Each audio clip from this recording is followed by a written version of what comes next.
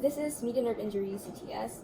So first things first, we're gonna ask the patient about their CC. So normally they're gonna say something along the lines of, I sometimes wake up in the middle of the night, or when I'm doing something, I'm gonna start feeling tingling or pain in these 3 fingers in the palm. And then they feel like it would feel better if they shake it off lang. So that's one. Next, we're gonna ask them if they have any history of rheumatoid arthritis, anything degenerative, or if they have any medication like steroids or chemo that might cause swelling, diba? So after that, we can try to observe their hands. So sir, may I please borrow your hand, show ang hand niya, and check if there is atrophy in the thenar eminence. So you can check the unaffected one first. If pwede jud muscle bulks like ato i-measure.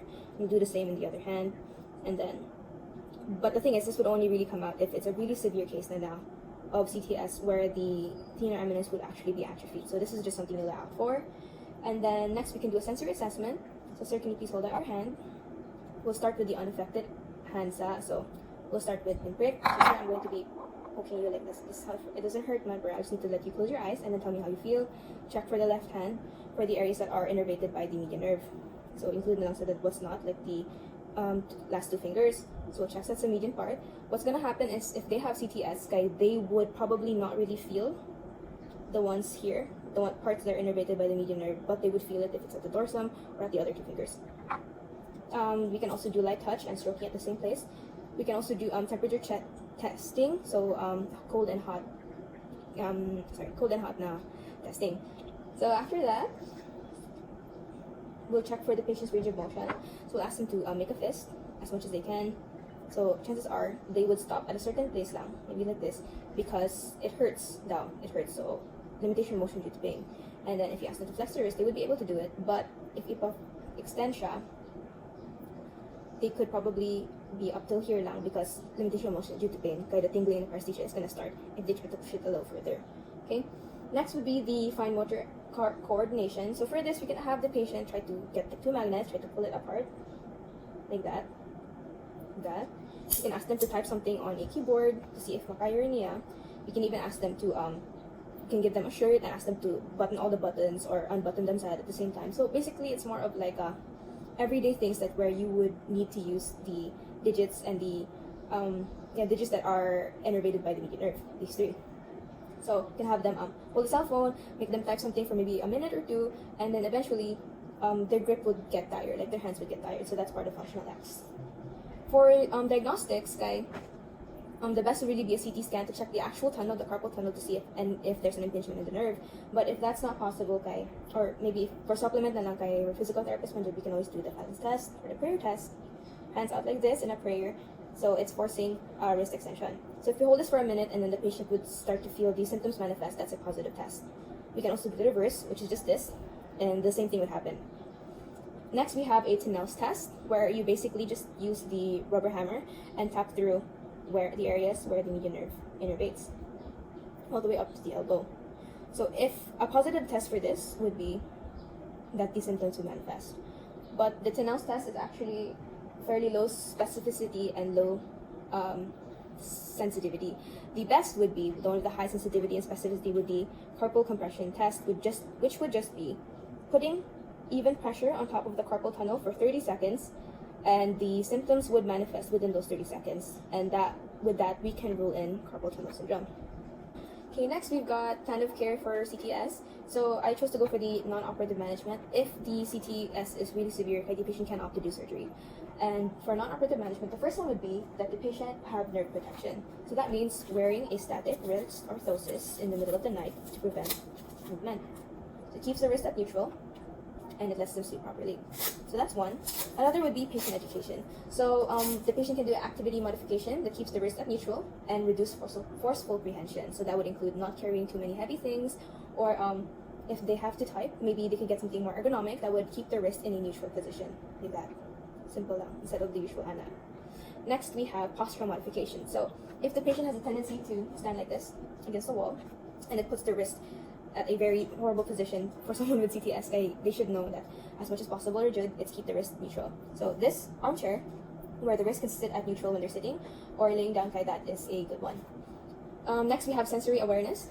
for patient to be able to observe and be aware of areas with decreased sensitivity to avoid tissue injury. So in this case, if the patient is feeling more numbness than anything, so if pag test sa hot and cold ganina, kaya they can't really tell na it's a little too hot or a little too cold. So the patient should also avoid handling hot things, cold things, maybe sharp things also, or more abrasive things like sandpaper. So as much as possible, avoid handling them in case they get injured and they can't tell. No.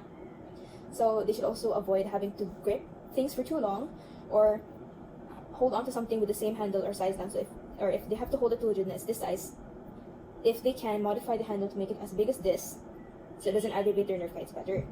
And lastly, if they do have to do those kinds of things, use those kinds of materials, handle hot food and stuff, the patient should be aware that they should use protective gloves just to minimize the risk of injury. Next is mobility techniques. So the first one would be carpal mobilization. So by applying force in the dorsal surface and the pressure against the nerves, blood vessels, and tendons in the CT is minimized, and stronger mobilization force can be used. So to increase flexion, the method is that we're gonna have both thumbs for the physical therapist over the concave part of the radius, and then the rest of the fingers down here stabilizing the palm of the patient, or the other carpal bones. So we're gonna do a glide, moving forward along like this. This will extend the flexion ability of the wrist now. And then we can actually do this side with the other carpal bones, those with concave surfaces lang. Okay, if we do it on convex surfaces, like right above radicular convex naman na, the first carpal bone, the scaphoid, that becomes that increases extension. So we'll have the same position where we'll have the other fingers down here to stabilize the rest of the carpal bones, and then we're gonna do the glide again. Okay. For these kinds of exercises, we can do it maybe 10 reps and 3 sets. 10 slides. Okay. Next is tendon gliding exercises. So for this one, we're going to do blocking exercises for the flexor tendons. So it's easier in mind. We're going to have the wrist lang in neutral, patient's arm in neutral, and then we're going to have them do, we're going to have them do isolated MP flexion per digit. So if we're going to do it the first guy, this is an isolated MP flexion. If we're going to do an isolated PIP, which is next guy, we're going to block the MP joint and then make them do. Okay. Next for PIP, okay, hold the up one and then just have the flex like this. The fingers don't have any muscles in them, just tendons. So this in itself is already a tendon glide. Then we're gonna repeat for the rest of the digits. We're gonna do 10 reps and 3 sets.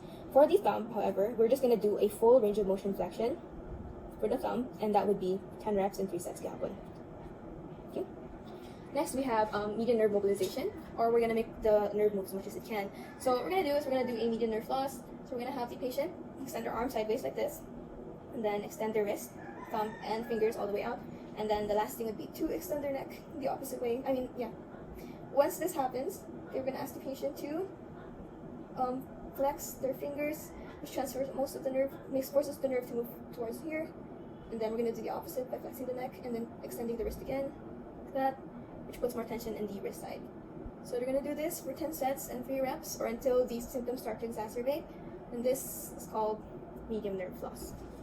Lastly, for muscle strength, if the patient's able to start getting to grip stuff inside without the tingling or the exacerbation or manifestation of the symptoms, the patient can start with the finger grips.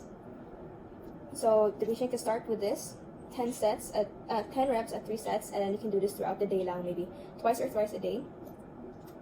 Okay. Then after that, the tendon block exercises that were used before, when added with manual resistance, turns into a strengthening exercise for each isolated digit. So we can have a rubber band na lang, and then we can have manual resistance, and we can make them do flexion. Okay. Then we can move on. We can do DIP, and then for the thumb, patient can also do this at the same rate, 10 reps, 3 sets, and maybe twice or thrice throughout the day. This would slowly increase their muscle strength, and at the same time, we're gonna encourage the patient to start doing their usual everyday stuff like using buttons or handling more items as much as they can, just to increase their functional ability to do so. So I think that's it for carpal tunnel. Thank you.